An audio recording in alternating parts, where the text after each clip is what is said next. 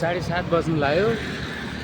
सोह्रखुट्टे नैया बजारनिरको अहिले चाप चाहिँ एकदम गाडीको चाप हुने समय यो चाहिँ एकदमै जाम हुन्छ चोकमा, लैन सहरमा, सोह्रखुट्टे चोकमा अनि बालाजी चोकमा एकदम जाम हुन्छ ट्राफिक। एकदमै गाडीहरू यस्तो हिँडिरह।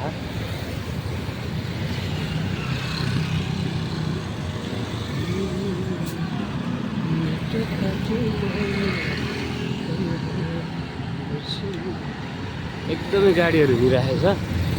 ठ्याक्कै 8-8:30 बजीसम्म एकदम चाप हुन्छ, गाडीको जाम हुन्छ, साइकल पनि हिँड्ने ठाउँ हुँदैन। त्यही भएर यो समयमा हिँड्नुपर्दा चाहिँ अलिक टाइमभन्दा पहिला नै हिँड्नुपर्छ। 1 घन्टा पहिला पुग्ने ठाउँमा 1.5 घन्टा 2 घन्टा पहिला नै हिँड्नुपर्छ। यो माइक्रोहरू आउँछ यसरी ओभरटेक गर्छ ट्याक्क।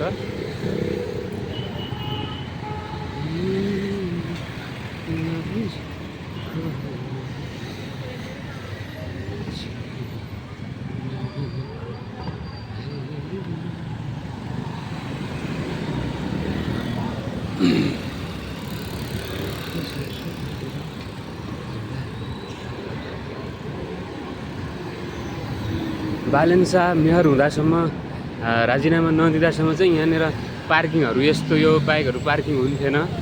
यस्तो यो पार्किङहरू बाटोमा राजीनामा दिएपछि चाहिँ बालेन शाहले राजीनामा दिएपछि यहाँ मात्र होइन जुनसुकै रोडमा पनि यसरी पार्किङ गरेर बाइकहरू गाडीहरू यस्तो साइडमा रोकेर राखेको हुन्छ।